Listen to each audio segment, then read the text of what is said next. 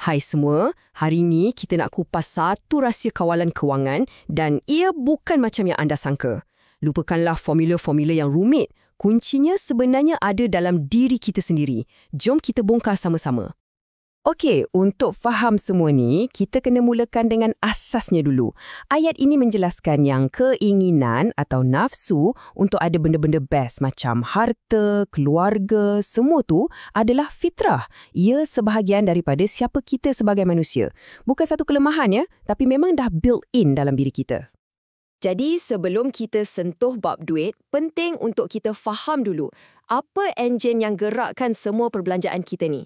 Jawapannya, nafsu. Keinginan kita sebagai manusia. Nafsu ni lah yang sebenarnya membezakan kita dengan para malaikat. Malaikat, mereka cuma ikut perintah. Kita pula, kita ada dorongan ni.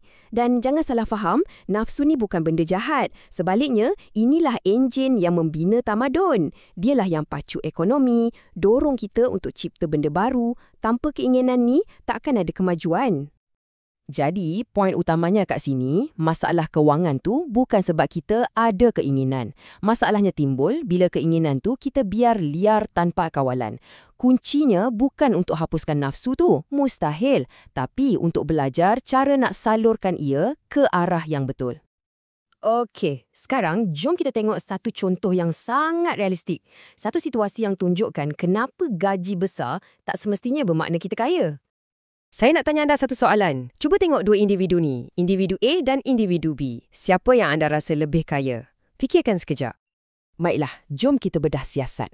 Individu A, pendapatan bulanan dia, RM10,000. Individu B pula RM4,000 je. Nampak macam A jauh lebih kaya kan? Tapi, cuba tengok barisan simpanan bulanan. A, negatif. Maksudnya, dia belanja lebih daripada apa yang dia dapat. B pula, walaupun gaji kecil, dia berjaya simpan RM400 sebulan. Nampak tak beza dia? Ini bukan pasal berapa banyak duit masuk, tapi pasal kawalan. RM10,000 sebulan. Kalau tengok dari luar, memang nampak mewah. Kereta besar, rumah cantik, mungkin. Tapi realitinya, poket kosong di hujung bulan. Sebab perbelanjaan dia lagi besar dari pendapatan. Setiap bulan macam tu. Sekarang, tengok individu B pula. Ini yang amazing. Dengan gaji tak sampai separuh dari A, dia boleh kumpul RM4,800 setahun. Macam mana dia buat? Apa rahsia dia? Jawapannya, sangat mudah sebenarnya. Satu alat yang kita selalu pandang remeh tapi sangat-sangat berkuasa. Belanjawan atau orang panggil bajet. Apa benda sebenarnya belanjawan ni? Jangan fikir rumit-rumit. Ia cuma satu anggaran mudah. Duit masuk berapa, duit keluar berapa. Itu je. Tujuannya, satu, nak tahu akhir bulan nanti kita ada lebihan duit atau kita terkurang. Inilah kuasa bajet. Ia macam cermin yang tunjukkan kita kebenaran. Tiba-tiba kita nampak dengan jelas. 30% gaji aku pergi ke rumah. 20% pergi makan. Hiburan 10%. Baru kita sedar ke mana duit kita menghilang selama ni. Dan percayalah, ini momen yang paling game-changing untuk ramai orang. Bila pertama kali buat bajet dan nampak hitam putih, ke mana duit tu sebenarnya pergi? Selalunya kita akan terkejut. Banyaknya aku belanja untuk kopi. Momen kesedaran inilah yang jadi pencetus untuk kita berubah.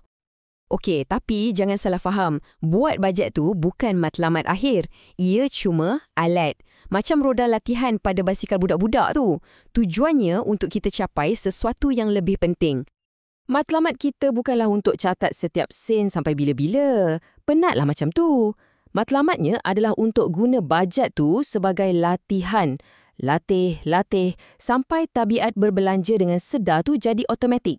Macam bila kita dah pandai kayuh basikal, kita dah tak perlukan roda latihan tu lagi kan?